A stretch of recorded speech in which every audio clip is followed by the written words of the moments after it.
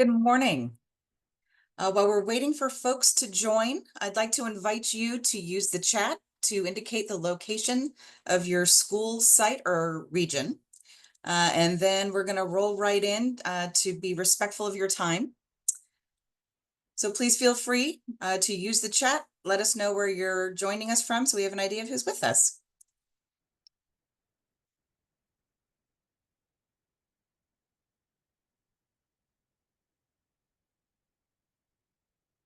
All right, so we've got Central Valley. We're from the north, not far, UC Davis. Great, fantastic to see y'all here with us. If we can move to the next slide, please.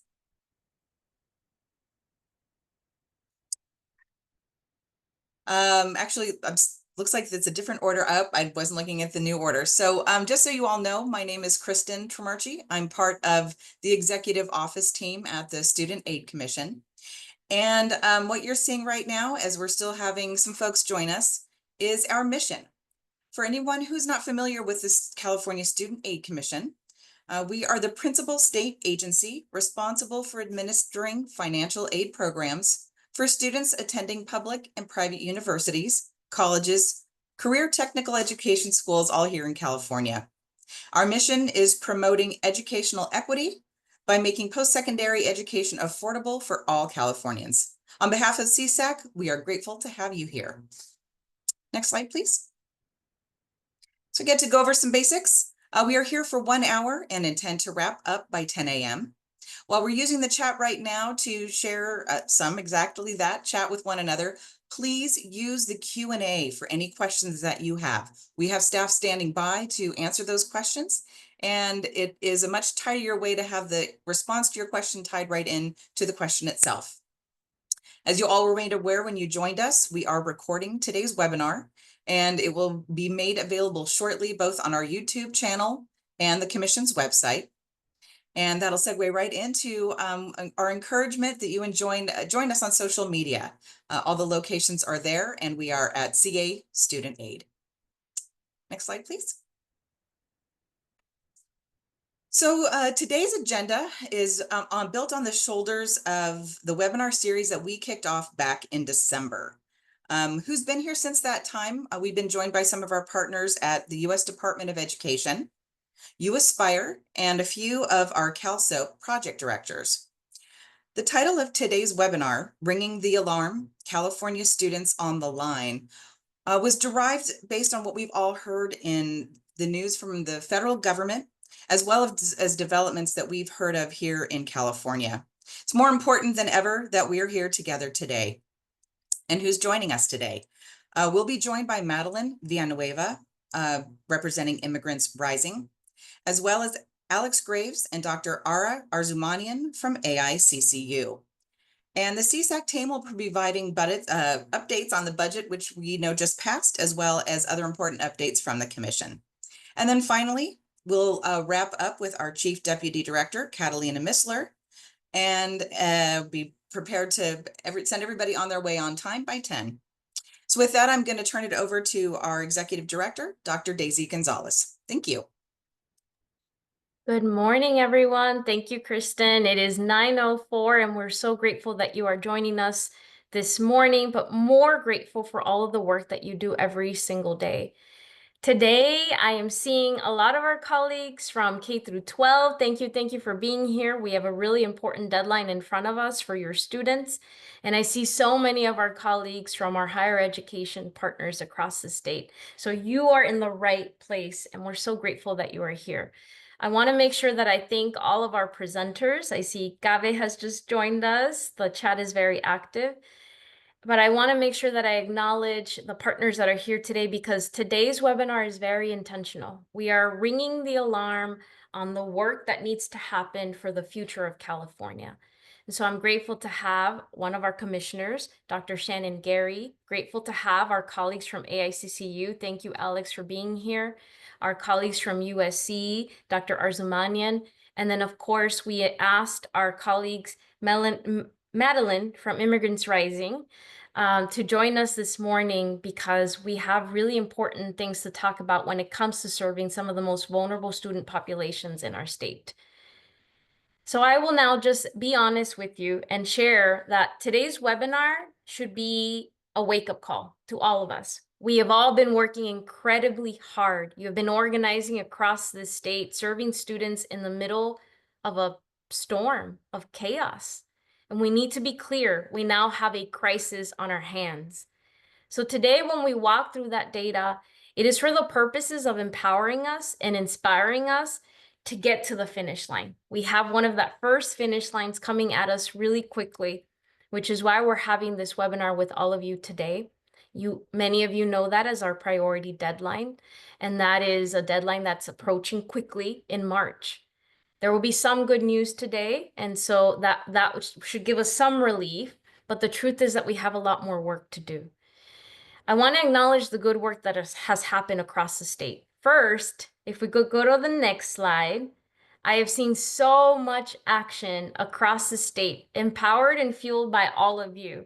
From our colleagues at San Diego CalSoap, having 25 events across their counties, so 25 events in the year 2025, to seeing K through 12 partners posting about deadlines and encouraging their students on a daily basis, to seeing our higher education segments posting about financial aid, incredible pop-ups, information from all of our partners across the state, all of that fueled behind the scenes by the CSAC team, our CalSoaps, and our community-based organizations, and all of our allies. That's all of you. So thank you for that. We also have the ability to now offer all of our tools in different languages, thanks to the Haas Junior Fund. Thank you, Monica. Thank you to the team behind the scenes working to make sure that we can create tools in different languages, having events with partners like You Aspire, Cal Volunteers. But now we need to look at where we are. We need to take a pulse check on where we are. So if we could go to the next slide. And that requires all of us being on the same page around details that are quickly shifting around us, which is why we created these webinars. And so I want to pause here and ask all of you to take a quick photo. These are the new details from CSAC that we all need to be in sync over the next few weeks, especially as we're thinking about the next set of deadlines that are coming at us. The one thing I want to highlight for you here is number 3. We are currently working on that deadline extension. That priority deadline extension will be extended to April 2nd of 2025. You can expect a full announcement by the end of this month. So for those of you on the ground currently serving students and families, what I need you to know is that deadline extension is coming. And we now know that it will be April 2nd of 2025. It's also really important that I highlight that there's a lot more work for us to do together. The number one question that we get in our call center is, I'm a undocumented student or from a mixed status family. What are my options? It's very important that we are all sharing the same information. The FAFSA and the California Dream Act application opened on December 1st. And yes, mixed status families right now can continue to use the CADA to complete and access state financial aid. But I want to be very clear on why all of this matters, because you're going to see details and information. It is all public information. It's a part of our dashboards. But the work ahead is very important to all of us. And it's going to take all of us to reach every single student this financial aid year. I feel like we all knew that. But we're ringing the alarm today because financial aid completion is an early alert to the future of our democracy. We have to talk about the DREAM Act application and the students that we're seeking to serve there, because it's a really vulnerable population for our state. And for our higher education partners, low completion in financial aid applications is an early indicator about future enrollment, but it is also an early indicator about the composition of their institutions. So yes, that's an equity issue. That's a diversity issue. And for California, very importantly, low financial aid applications is an early alert for our ability to meet future workforce needs, and more importantly, our economic vitality into the future. There is no way around this. Without support, we are dealing with a crisis. Delays in initial federal applications impacted this year. The uncertainty and the risks that students and their families are seeing, particularly if they are undocumented or from a mixed status family, that is absolutely impacting our students today. and then the ongoing reconciliation about the value of a college education. But that's why it's going to take all of us reaching those students, connecting with those parents, presenting them their choices, and then advocating to remove barriers for our students. I had the chance to connect with students on the ground at several communities in the last month. And I have to tell you, I know what you're going through. I know what it's like to talk to students and family members who simply cannot trust government at this point in time. But that just makes your work, our work, even more important. We have the ability to take action. That's the most important thing that we can do when we are alive on this earth. We have the ability to take action. And that's why CSAC today is working to bring us all together, to ring the alarm, and more importantly, to extend our priority deadline to April 2nd of 2025. So the slide that you see in front of you, those are our common talking points. But then there are the things that we just need to do as human beings, and there is no other way around it. So I just want to tell you what my approach has been with students. And I have one more slide, and I want to introduce someone really special who will welcome you this morning. But when I connect with students, I speak very directly and honestly with them. And here's what I've been saying lately, particularly in the last week, which I know has been hard for many. In history, there have been many other moments that define a generation and their ability to persist and resist. And in fact, there are entire books written about prior presidents who have acted beyond the limits of executive power. But applying to financial aid, applying to higher education, and completing your degree, that is your ability to do both, to persist and resist. So I need you to continue to dream. I need you to build, and I need you to apply for financial aid because you are the message that we all get to send into a future that many of us will never see. So with that, I want to ask the team to go to the next slide, please.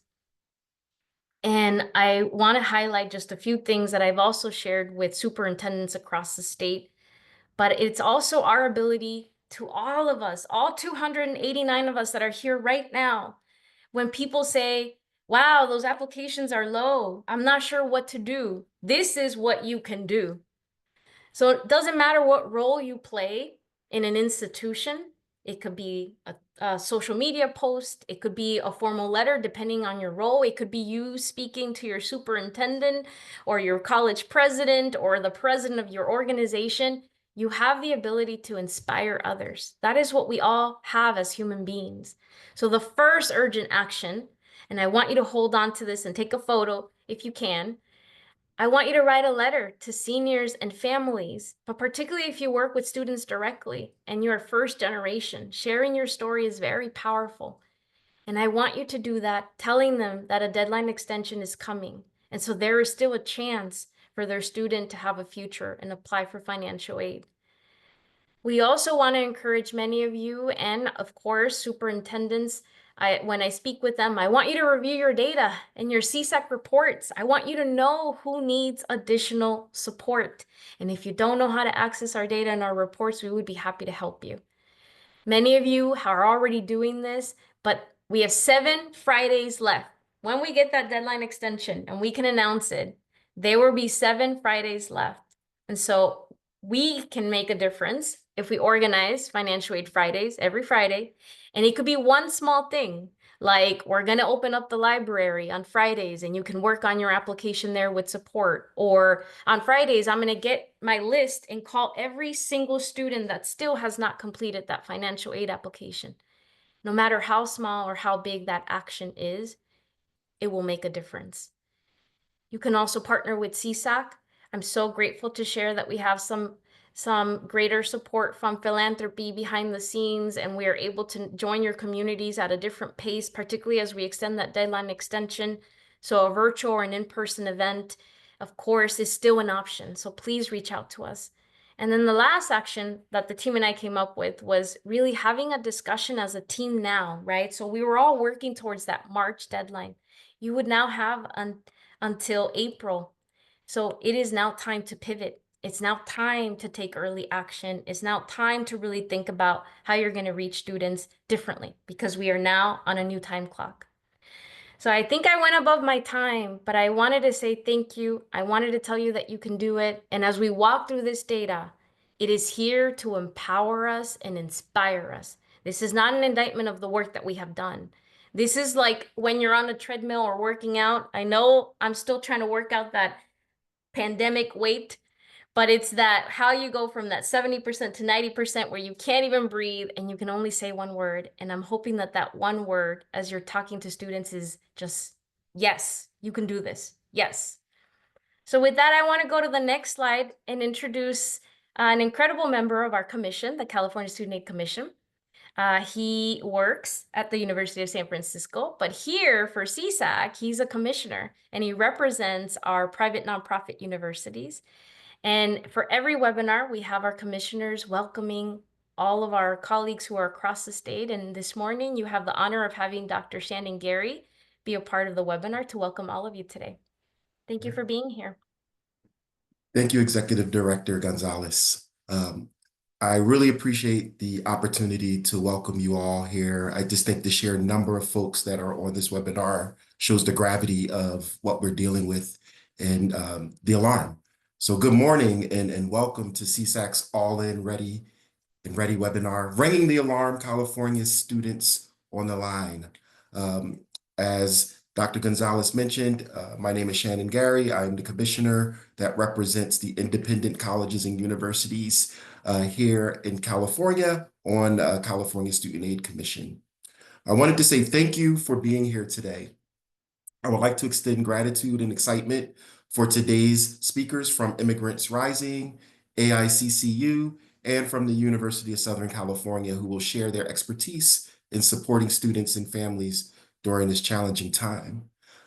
As someone who is a first-generation and low-income student, I understand the transformative power of financial aid and the need for those funds to make certain that our students and our individuals are able to reach the dream that they have of earning a college degree. I want to acknowledge some of the fears and anxieties that families may be having in completing a financial aid application this year and enrolling in college with some of the uncertainty that's coming through our new administration. We at the Commission and statewide leaders are collaborating to protect Californians and know it will take all of us working together to reach every student, especially in reaching out to our undocumented students and our mixed status families who have the legal pathway to financial aid through the California DREAM Act application, also known as the CADA. I want to acknowledge and thank you all for the hard work that you're doing, for all the counselors, financial aid practitioners, our K through 12 partners. You are the leaders who provide the day-to-day reassurance and resources to our students, families, and to our communities. You are the people that are on the ground, making certain that this information is put in front of everyone, and we surely appreciate it. So in closing, for all of you who work with students, please make sure you tell students to continue to pursue their higher education dreams and apply for financial aid. Don't let anyone tell them that they can't do it, because they absolutely can. And you will see today some of those ways that we can continue to push that message forward. So once again, thank you for joining us. Welcome, and I hope that you are able to gather a lot of information from our webinar this morning.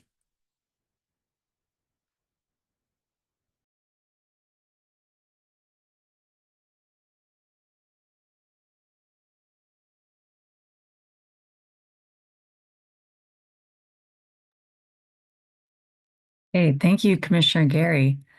So I would like to introduce myself. I'm Dr. Jessica Moldoff. I'm the Deputy Director of the Data Analysis and Research Team at the California Student Aid Commission. And I will be joined by Jake. Good morning, everyone. I'm Jake Bremner. I'm the Deputy Director for Policy and Public Affairs with the Student Aid Commission. All right. Okay, so yeah, forward slide. Okay, so we've been talking already this morning about how we're concerned about where the numbers are, and we have brought the numbers with us to show exactly what we're talking about. Of course, we are working on extending the deadline, but these are really the numbers that explain why we feel the need to extend the deadline. Of course, last year there was so many technical issues and delays in receiving the ICERs that we really were compelled to extend the deadline even before the FAFSA opened for 24-25, and then extended it again later on in the spring term. But we're deciding to extend the deadline now, not only because it was still delayed by 2 months opening, but because we are seeing a real need to continue to provide time for students who are clearly in the midst of making difficult decisions, because we're really seeing it in the data that they're just not showing up like we had hoped they would.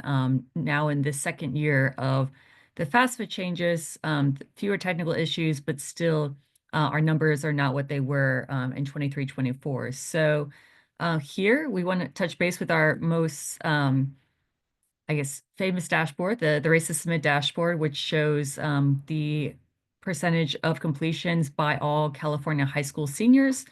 Currently, the top table, we're at 30% submissions and about 28% completions as of February 9th. So that's for this year, the 25-26 application year. You can see the respective dials. That's kind of putting us where the seniors are. But the concerning thing is when we look back to 23-24. So of course, we're not benchmarking against 24-25 because a lot of things were different in that year. But 23-24 had the same March 2nd deadline. So seeing where we were at by this time 2 years ago in a normal aid year, we're seeing very different numbers. So in that year, we had 43% submissions by this time, by February 5th, 2023, compared, and also 39% complete. So as you can see already, that's an 11 percentage point difference on completes. It's a 13 percentage point difference on submissions. Those are very significant numbers. So if we can go to the next slide, we really try to break it down. So again, the theme of this webinar is ringing the alarm, because that is what we know that we need to do, having access to this comprehensive data about where our FAFSA submissions are at for 25-26 so far. So again, to reiterate from last slide, high school seniors complete applications are down over 25% from 23-24, same time calendar date, which had a similar March 2nd deadline. So we're 18 days away from the deadline.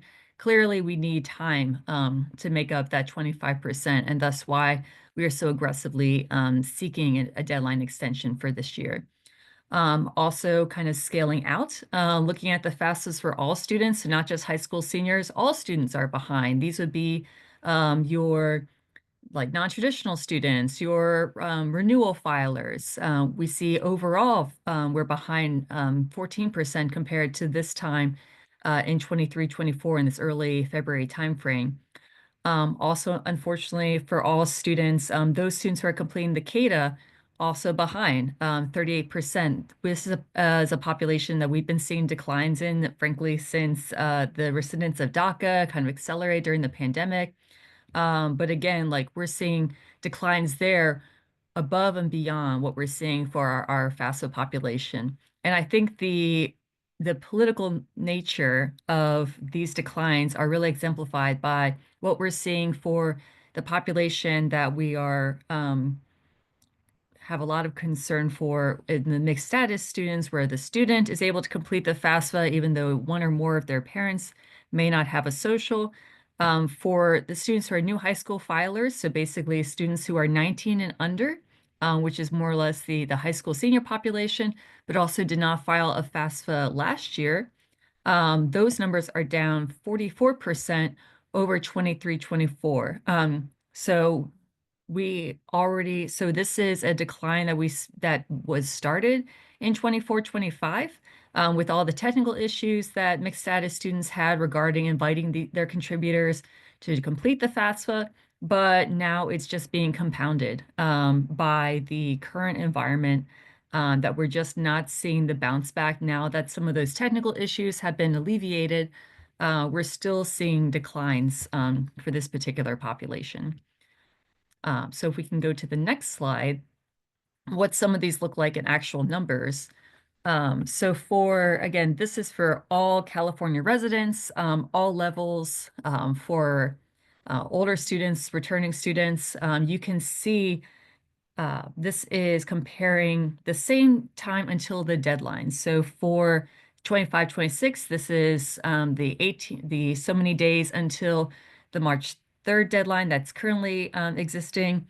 24, 25, it's until the April 10th deadline, and then February 10th, 2023 for the 23, 24 year. So basically in about less than a month from the deadline, we're still trending about 120,000 students behind 23, 24, and even a little bit more behind 24, 25, because you can really see that 24, 25 was benefiting from that extension, because that time since until the deadline was matching closer to the 23, 24 year, which was kind of our last like normal year for financial aid applications. And of course, we want to drill down further into the students that we're looking at. So right here, it's about a, say like a 15% decrease or 14%. That's what the prior slide said, of course. So 14% decrease here for all FAFSA applicants. Again, CADA, you can see it's been in decline. Some positive numbers for 24, 25, but again, that's a lot of that deadline extension at work. When we go to the next slide, so we have a 14% decrease here, and this is where we really see the decrease being really significant, because again, like these are those students who are 19 or younger, so approximately high school seniors, maybe 1 year out, basically our high school entitlement population for our largest Cal Grant program, and the ones who did not file last year. So this is their first year deciding whether to apply for financial aid, whether to go into college right away, whether to use the FAFSA or the CADA if they're in that kind of situation where they have the option to pick either one. And we're seeing a huge decrease. So where we were at February 10, 2023, we had 225,000 FAFSAs. We're only at 160. That's very significant. I mean, I don't think I need to do the percentages in my head on that one to show how significant that is. CADA similarly declines from 3,700 to 2,500. But again, that 24-25 line is looking a lot closer to the 23-24 than the 25-26s. We had hoped that given that we've overcome a lot of the technical problems from the first year of the Better FAFSA implementation, that we would be seeing a rebound, but unfortunately, that rebound is slower to come. And I think I'm going to pass it off to Jake to expand more on that. Thank you, Dr. Moldoff. So I'm sure all of you can see why we at CSAC feel the need to ring the alarm, and why at this point, we are so focused on making sure that we can get more time for our students to navigate these financial aid applications. As you can see from this slide, this is particularly an acute challenge for our first-time financial aid filers who are most affected by the timing of their applications, getting that information that they need to make an informed enrollment decision before upcoming registration deadlines. And also the students who are for the first time potentially navigating with their families if they feel confident in sharing their information with a governmental entity. As you all, many of you will know, the Student Aid Commission has been working now for months to engage policymakers around how we can extend the deadline statewide in anticipation of the challenges that we would face with having less time in the financial aid cycle. Of course, we had that delayed start to this year's financial aid cycle rather than October, starting in December. So we've been looking for avenues that we can work together to make sure that our students have the time that they need. We appreciate that Assemblymember Liz Ortega introduced urgency legislation that's sponsored by the Commission and would extend the deadline through state legislative action. Of course, our policymakers are grappling with a lot right now between responding to the wildfires in Los Angeles and Ventura counties, navigating how California is going to proceed in relation to some really significant changes in the federal policy landscape. And as many of you will also recall, this is not the only way that California can act and take action collectively to make sure that our students have time to apply for financial aid. We also have existing state law that allows for the Student Aid Commission to work with institutions of higher education, local school districts, in order to make sure that our students have the time that they need to apply when there are factors outside of their control that undermine their ability to complete financial aid applications. And of course, a delayed launch to the financial aid cycle is certainly one of those factors that has impacted how students are able to navigate financial aid applications. Over the next several weeks, the Student Aid Commission is going to continue to work with policymakers, but also our segment partners to make sure that by the end of this month, we can say clearly and loudly and together that students have more time to apply for financial aid. So while we're still going through that process, we want to reassure everyone that we are working on multiple tracks to get this done, and that the Student Aid Commission has already been engaging with our segment partners to look at what we need to do to tap into that emergency lever in state law that lets us work together to extend the financial aid deadline, not only for those students who are in Los Angeles and Ventura counties and in many instances still grappling with how they come back from the impacts of these devastating fires, but how we can do that statewide in recognition of this data and our concerns that we cannot lose another generation and another cohort of students who don't see how they can afford or finance their higher education or their college dreams. Of course, we need that additional time because we also recognize that for many of our students and families, they are being faced with questions and uncertainty that they have not had to face before when navigating financial aid. We hear from so many of our local partners, our CalSOAP partners, our Cash for College partners, that students and families that used to be able to come into a single workshop and get their applications done are now having to really think about which application they're using and to take some time to have that conversation as a family and perhaps need multiple touch points in order to successfully complete a financial aid application, that it's not quite as straightforward as perhaps it had once been. That takes time. It also takes resourcing and professional development so that our counselors, our financial aid professionals know how to have these nuanced conversations with students and families about how to navigate their safety and their comfort levels with sharing information with a federal agency or a state agency. What we want to do is remind everyone here that there are, of course, resources that we have helped publish at the California Student Aid Commission that can assist you and your colleagues in navigating those conversations with your students and families. We have a dedicated landing page on our website for our undocumented students. We also have a dedicated landing page on our website for our mixed status families. And as Dr. Gonzalez noted, we have already been publishing materials in additional languages. You will see even more of that in the next week or so, where we will have the resources made available in that native language for many of your students and families who are trying to understand these really complicated decision points that they have. And it's for all of us to work together to make sure that we can empower these families with the information they need to make choices for themselves. And that's really our message right now, is we need to give students and give their families the information they need to decide how they're going to proceed with financial aid applications and whether the California DREAM Act application might be a better fit for them at this time, or if they have that confidence level, maybe have already shared information with Department of Education before and can proceed with a FAFSA. We also know that there are a lot of other questions that our partners are navigating on the ground as we hear reports about more enforcement activity that's happening in local communities, and that in addition to resources about financial aid, many of our students and families are also coming with questions about legal status or immigration status, and those are often questions that our counselors might not have taken before, and now really are trying to look for reliable information that they can utilize to again empower those families with choice. So that's why I'm so grateful that we're joined today by really one of the foremost advocates for our students in the state, and particularly our undocumented and immigrant students. Madeline Villanueva is the interim director of higher education at Immigrants Rising.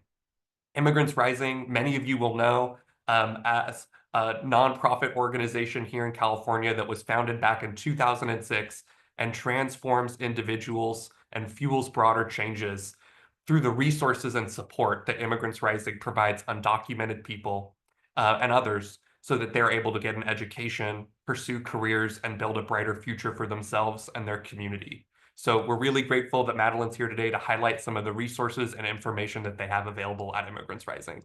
Thank you so much, Madeline. I'll pass it over to you. Yeah, thank you so much, Jake, and thank you all for being here today. We can go ahead and get started with my slides.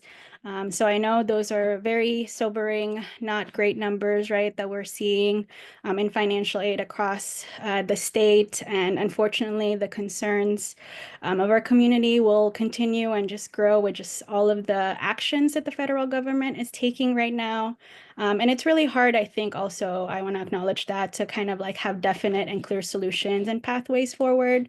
But I do want to share that we at Immigrants Rising, and I know our partners at CSAC, right, and across the state are really working hard to help you kind of move through this uncertainty, move through this hecticness to make sure that we can continue serving all our students, including those from undocumented and mixed status backgrounds.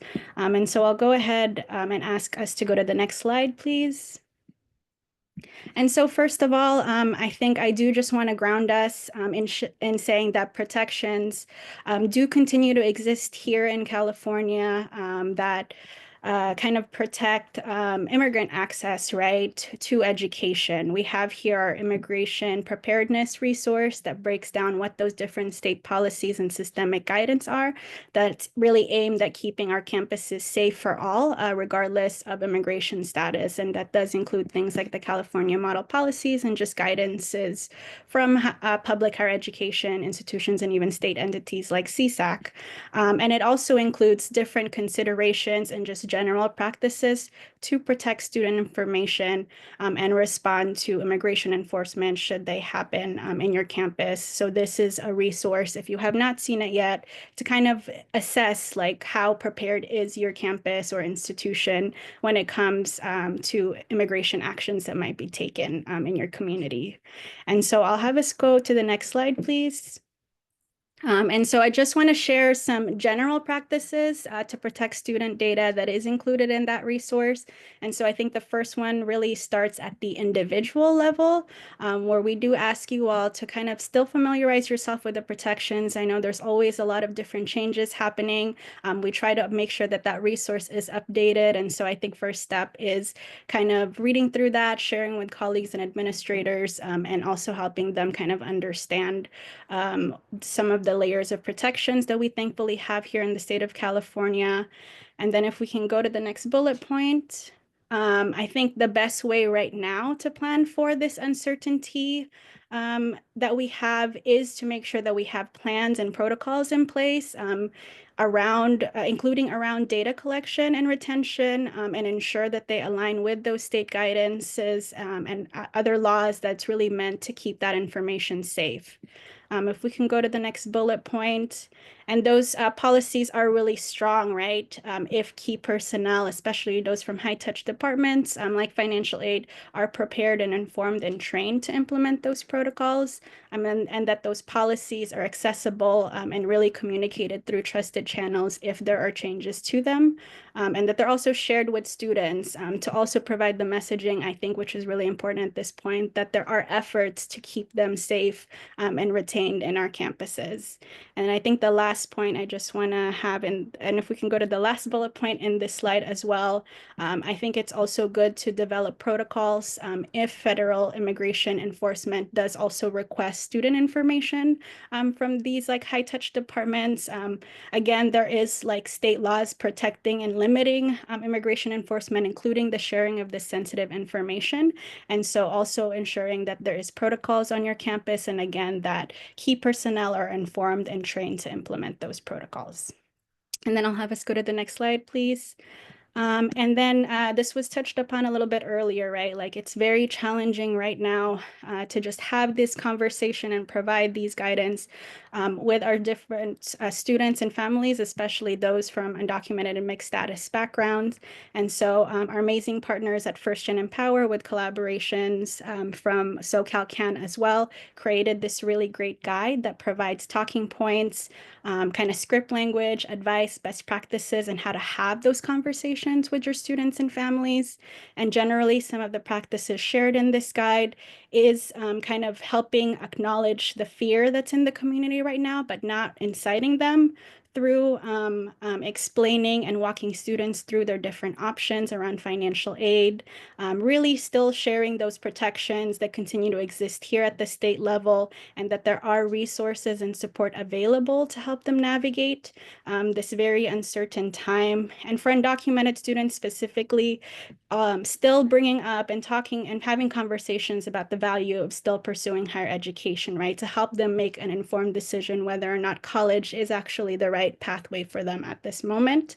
And for mixed status families, helping them kind of assess the risk when kind of applying for these different financial aid options, and just like the different pathways that lead them to, right, again, to kind of help them make that informed decision.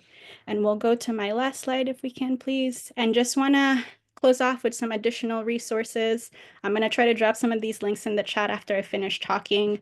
But I do know that there's so much information going out right now, right? That information can be overwhelming, but it can also be really powerful. And so really encourage you all to continue to share these with your colleagues, students, and campus community. And so the first one I just want to uplift is the NILC's fact sheet around the rescission of the protected areas memo that just happened, I think, a few weeks ago, right? This previously limited immigration enforcement in sensitive locations like schools, hospitals, places of worship, courts, those sort of thing. And this fact sheet really breaks down what that rescission means and highlights that there are still ways to keep community members safe in those spaces. There are some states, right, like California, that have state protections, and that staff in those formerly protected areas do have rights not to cooperate with ICE. Next, I do also have these Know Your Rights resources that I really hope folks have seen at this point. These are, again, available in several languages, and I do think it is really still very powerful to continue to educate the public about our rights, right? Because we know that this can make a difference. Like, I think I've been seeing the headlines of like even Trump officials talking about how Know Your Rights can really limit the effectiveness of immigration enforcement in our communities. So I think having and kind of still sharing this out is still a way for us to keep each other safe. And then lastly, I have one final bullet point, if we can hit that next button. We are also hosting a space that's also going to help practitioners, or if you want to hear from other practitioners on how they're navigating today's kind of uncertainty. We are hosting our next Promising Practices Roundtable in about 2 weeks from now on February 27th. Please sign up, and I'll try to put some of these links again in the chat. And I think that's all my time, so I'll pass it to the next speaker. But I, again, really just want to thank you all for being here today and continuing the work, right, and making sure that our undocumented students and families are still able to like move through and hopefully thrive even in uncertain times like this. Thank you. Thank you, Madeline. That was great information, and I really appreciate all of the work. The Commission has worked with Immigrants Rising for many years, and when we first implemented the DREAM Act application, they were partners with us as well in providing us guidance and information so that we could get the right application built for these students. So appreciate all of your work. So now we're in our session where we talk about our partners, and our partners are able to present with us, with all of you, information about what they are doing on their campuses and how they're working with students. And this is really important for us because we want all of you to be partners, and we also want to share where there may be creative work being done so that you don't have to reinvent the wheel. So as mentioned earlier, our partners today are from the we have Alex Graves, who is the Vice President for Government Relations with the Association of Independent California Colleges and Universities. And Alex has also been a partner. AICCU has always been a partner with us in supporting the work we do, as well as us with them. So Alex. Great. Thank you so much for the opportunity to be here. And thank you to everyone joining us today and all of your roles on the ground, helping students and families navigate the times that we're in. As was mentioned, my name is Alex Graves, and I work at AICCU. We are the membership organization for about 87 private nonprofit colleges throughout the state, from small liberal arts colleges to faith-based institutions, colleges focusing on the visual and performing arts, as well as large research institutions. And I want to underscore that we and our members are adamant in our belief that students and families should be free to pursue their college dreams and to be supported in those efforts. And we share the commitment that I know our other college and university leaders do, that we will show up and do the work to do everything we can to help your students. There is help out there, including that available at our institutions. And I just want to briefly highlight a few examples of some of the ways that we are trying to be active in this space before turning it over to my colleague. And I'll mention a few things, and then I will drop some links to some of those things I reference after I finish my remarks and pass it off. So our institutions throughout the state, a number of them are doing in-person activities with their local partners, including workshops with high schools. They will also, in many cases, offer drop-in financial aid application completion hours and/or one-on-one assistant appointments to help students and families complete their forms, whether those students and families are, already enrolling at that institution or not. I think there, in many of our institutions, you will find that those offices offer these types of activities and supports for those in their community. Many will also provide webinars and pre-recorded FAFSA completion demonstrations on YouTube and other platforms that are available to anyone. I'll drop a link into the chat of an example that the University of the Pacific has done recently that's kind of like a Twitch gamer style walkthrough, if you know what that platform is. I also want to encourage you in your roles to bookmark the link that I'll drop in a second to our college guide dashboard. Using that tool, you can search by city, region, or major to see which college in our sector might be nearby or might be a good fit for the students you work with. We have digitized this with the goal of making it easier for counselors, students, families to quickly kind of get a sense of what options may exist in the region or throughout the state. Additionally, I just want to flag on that resource that you can also get direct links to contact information for the financial aid offices at our institutions. And so if you're trying to track down a point of contact to partner with, I think that's a good starting resource. We also at AICCU, for the last several years and continue to convene college fairs and counselor conferences throughout the state and host those at our member institutions that are available to all of you working with students in your roles. For our undocumented students and families, I also want to elevate the Undocumented Student Resources Campus Map that is put together and maintained by the Campaign for College Opportunity in partnership with our public and private colleges in the state. That tool can help undocumented students and families find resources across our public and private colleges, in some cases including legal aid. And I just want to note that, I think one of my favorite parts of my job is getting to talk with students who go to our institutions. And over the years, I have heard numerous stories from students who did not think they could afford private college, right? They see the price tag and the cost of attendance. They think that's too high. There's no way I could afford that. But they had a counselor or a family friend or a mentor or someone who encouraged them to apply to that private institution. And when they did, what they found was they were surprised to see that with institutional aid, that in many cases, that cost of attendance is comparable, if not cheaper, than attending a nearby UC or CSU. And in many cases, those institutions can also offer a guaranteed pathway to a four-year graduation if that student attends and wants to attend full-time. And I say that just to reiterate that completing a financial aid application is a critical step in that path to discovery of those options.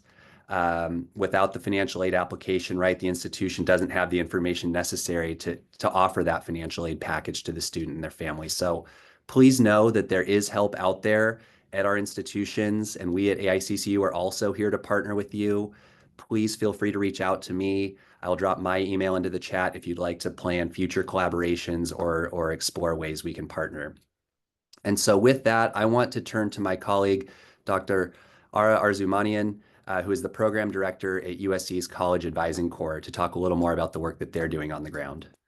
Thank you very much, Alex. Good morning, everyone. I'm excited to be here with you today. We're coming up at the end of our webinar, so I'm going to try to get through all of this quickly and clearly. I supervise a team of 40 college advisors who work full-time in high schools in 8 school districts throughout Los Angeles County, and collectively, those folks last year directly supported a little over 8,000 students to submit a financial aid application. So in preparation for being here with you today, I asked them, what advice do you want to give a bunch of counselors from across the state on how to support their students with financial aid? And so I'm going to give you a little bit of what they shared, and I'm going to give you a little bit from my own experience of what I think is important. So we've got some good news, some mediocre news, and some bad news on FAFSA for this year. The good news is that it's working a lot better than it did last year. The application is working much better. And in fact, the silver lining from last year is that last year kind of prepared us for this year, because the bad news is that it's complicated for our mixed status families. And then the mediocre news is that it's still buggy, right? So the app is still going to have some bugs. So be aware of that and just be patient with that. I'll share a couple of things here. One, a very specific tidbit. FAFSA is case sensitive. So as you're working with your students, make sure that they capitalize their name the normal way. Make sure that they're spelling things correctly, and otherwise, when they invite the parents, it's not going to match. In fact, if you could get parents to invite the students, that usually seems to work better than doing it the other way around. So that actually reduces the bugs a lot. One thing I want to say, oh, you know what? I didn't answer the first question about what activities are we doing. I'll talk about that now, and then I'll tell you about some of the bad news. Thanks for putting those questions up there. So, as I said, we work in high schools full-time. Our advisors are putting on events for students, FAFSA, well, financial aid workshops. They support students with FAFSA, California Dream Act, CSS Profile, scholarships, all of it. And do a lot of outreach. We're also partnering with some of our other partner organizations. So Tuesday night, I was at an event, LA Promise Fund's Black College Success event. We're helping students there. We partner with, tonight we're doing a webinar for fire impacted families here in LA. So I'll drop the flyer for that in the chat. If you have any families who were impacted by the fire and they need help with their financial aid applications, share this webinar flyer with them. We do work with our partners at the Los Angeles Dodgers Foundation and everyone else, but our primary work is happening in the high schools. I saw a question, and I can't find the name of the person who put it up there, who was asking about, well, okay, we're talking a lot about the population of undocumented folks or mixed status family folks here. Is there a danger that we're missing other populations by focusing too much there? I want to say our solution to that in our program is that we focus on everyone. We do really try to outreach to all of our seniors at each one of our schools. And then we also think about how are we making sure that those populations who might be less inclined to get involved with us, how are we changing our messaging or working to get them involved as well? So that would be our students with mixed status families, our undocumented students. That would be, I mentioned we were working with Black College Success on Tuesday night, but that would also be our male students.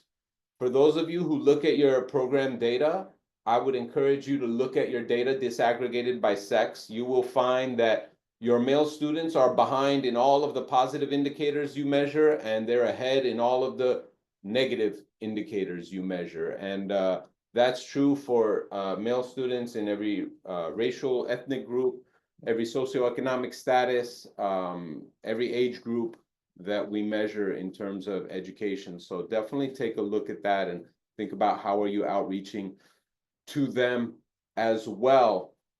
So And I don't know, I mean, I know we only have a few more minutes. I don't know if we're supposed to do it back and forth. So Catalina, Alex, you let me know, but I got some more tips for folks.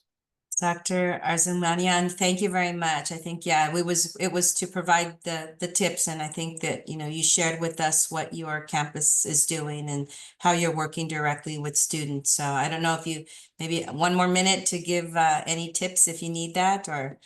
Perfect, I will. Okay, so one thing I will say is that sometimes as educators and youth workers, we get ourselves into this position where we think we know what the decision that the person we're working with should make. And I would just remind you of two things. One, it's always their decision.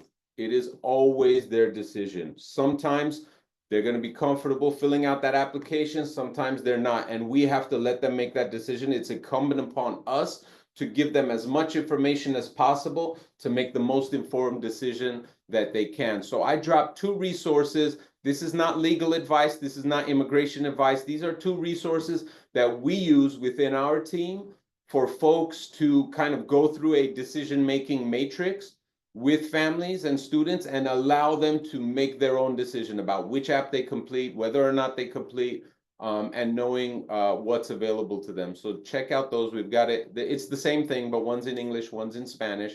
And then the last thing I would say is don't let this fall all on your shoulders as counselors. Please get your admin involved, get your parent groups involved. If your district has a community schools grant, there's someone at the district who has funding to get parents involved, so you can host those workshops with some food and maybe some babysitting and things like that, because that funding is available. So don't put it all on your shoulders. Put your team together and you'll get your students through. Thank you, everyone. And sorry to rush through that, but we only got 4 minutes left. So I'll hand it back to you, Catalina. Thank you. Thank you. Thank you, Alex. And thank you, Dr. Arzumanian. Very good information and tips. And just like everyone, I think that, you know, sharing is caring, and we need to do as much of that to our high school partners and campuses that may not have the support that they have. So appreciate you providing that information. So next on, we have the reminders. So we want to continue to remind everyone to please check out our resources on the CSAC homepage. As Jake mentioned earlier, our undocumented student landing page, our school and partners and students and families portals, our all in and ready for FAFSA and CADA landing page, and all of the toolkits and checklists and our frequently asked questions documents and other resources that we have. Please take advantage of that and use that, share it, and post it where you can already, the links, and we appreciate that. Again, we have the dashboard, the track FAFSA and CADA submission rates. Really, if you really care about what's happening around the schools and the districts you're in, check out the FAFSA and CADA submission rates on our Race to Submit dashboard. That'll give you the indication of what's going on and, you know, who needs help and where you can provide the support. Sign up for our CSAC listserv. Again, these are reminders of we have either operations memos and special alerts and executive office memorandums that provide information on what the commission is doing and important reminders, as well as information in the work that we're doing. And then attend a Cash for College workshop. There's a lot being organized, and if you need to help organize one, please make sure you just contact us and we can give you that information. So that is the in-person or virtual Cash for College workshop where families and students get their questions answered and get assistance, hands-on assistance to complete that FAFSA or that CADA application. The next webinar is March 13th. 2025, and it's going to be celebrating our all-in partners. Again, our partners are very important to us, very key to us, and we need all of you, and all of you who joined to listen in today to get the information you need to do the work that you do. Thank you. Thank you so much. Early Valentine's Day, early hearts to all of you for the work that you do and in partnership with the Student Aid Commission. Keep the good work going. Thank you. See you next time.